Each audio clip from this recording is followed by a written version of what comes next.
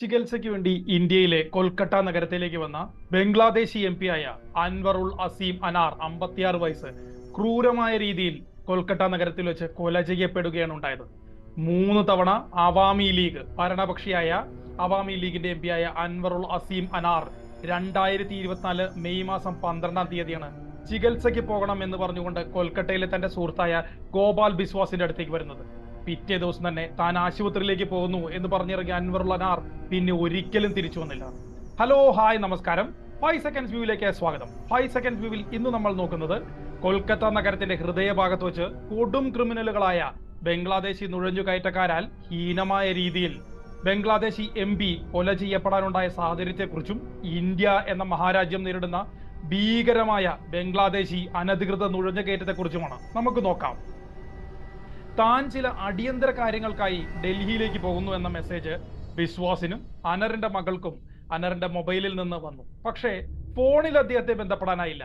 ഇത് സംശയം ജനിപ്പിക്കുകയും ഒടുവിൽ മെയ് 18-ന് അനാറിനെ കാണാതായി എന്ന് ബിസ്വാസ് കൊൽക്കത്ത പോലീസിൽ പരാതിപ്പെടുകയും ചെയ്തു.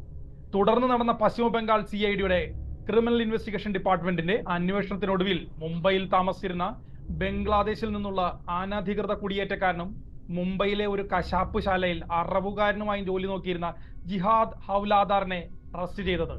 പിന്നീടാണ് നാടിനെ വിറപ്പിച്ച ഈ കൊലപാതകത്തിന്റെ ചുരുളുകൾ അഴിയുന്നത്.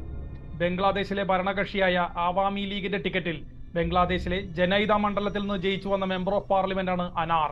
1991 തുടങ്ങി ഡ്രഗ്സ് ആൻഡ് ഗോൾഡിന്റെ സ്മഗ്ലിംഗുകളിൽ അദ്ദേഹത്തിന് പങ്കുണ്ട് എന്ന ആരോപണം നിലനിൽക്കുന്നു. അദ്ദേഹത്തിനെതിരെ കൊലപാതകത്തിനും മറ്റ് അനവധി ക്രിമിനൽ കുറ്റങ്ങൾക്കും ഏർപ്പെട്ടതിന് കേസുകൾ നിലവിലുണ്ട്. 2007-ൽ ഇന്റർപോള് അദ്ദേഹത്തിനെതിരെ റെഡ് കോർണർ നോട്ടീസ് വരെ ഇറക്കിയിരുന്നു. ഇതാണ് മരിച്ചുപോയ അനാറിന്റെ ചരിത്രം.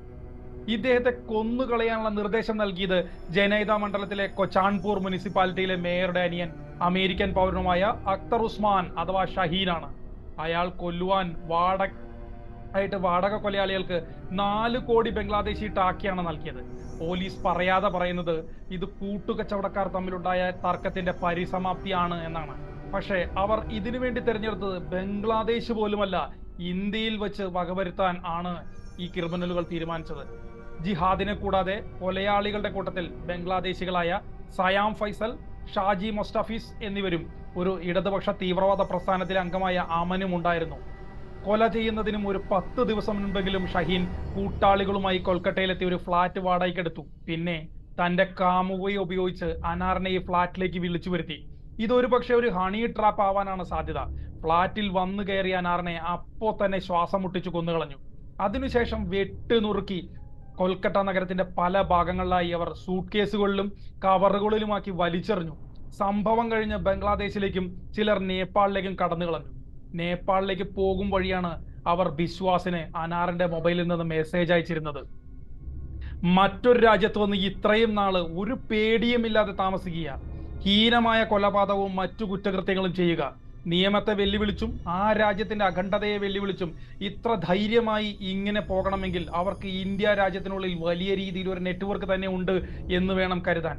2004-ൽ അന്നത്തെ ഇന്ത്യൻ ആഭ്യന്തര സഹമന്ത്രി ശ്രീ പ്രകാശ് ജയ്സ്വാൾ ഇന്ത്യയിൽ ഏകദേശം 12 ദശലക്ഷം 1.5 കോടിയോളധികം അടുത്ത് അനധികൃത ബംഗ്ലാദേശികൾ ഉണ്ട് എന്ന് പാർലമെന്റിൽ പറഞ്ഞു. 2016-ൽ അന്നത്തെ ആഭ്യന്തര സഹമന്ത്രി കിരൺ റിജിജു ഇന്ത്യൻ പാർലമെന്റിൽ പറഞ്ഞത് ബംഗ്ലാദേശിൽ നിന്നുള്ള ഏതാണ്ട് 20 ദശലക്ഷം 2 കോടിയിലധികം അനധികൃത കുടിയേറ്റക്കാർ ഇന്ത്യയിൽ ഉണ്ട് എന്നാണ്. ജീവിക്കാൻ സാഹചര്യമില്ലാത്ത പാവപ്പെട്ടവർ ജോലിക്ക് വേണ്ടി ഇന്ത്യയിലേക്ക് വരുന്നത് ഒരു കേരളീയന് മനസ്സിലാക്കാൻ സാധിക്കും. പക്ഷേ മറ്റു രാജ്യത്തും നുഴഞ്ഞു കയറി കൊലയും കൊള്ളിവെപ്പും ചെയ്യുന്നത് അംഗീകരിക്കാൻ സാധിക്കില്ല. ഇങ്ങനെയുള്ള ആളുകളെ നിയമത്തിന്റെ മുൻപിലേക്ക് കൊണ്ടുവരികയാണ് വേണ്ടത്.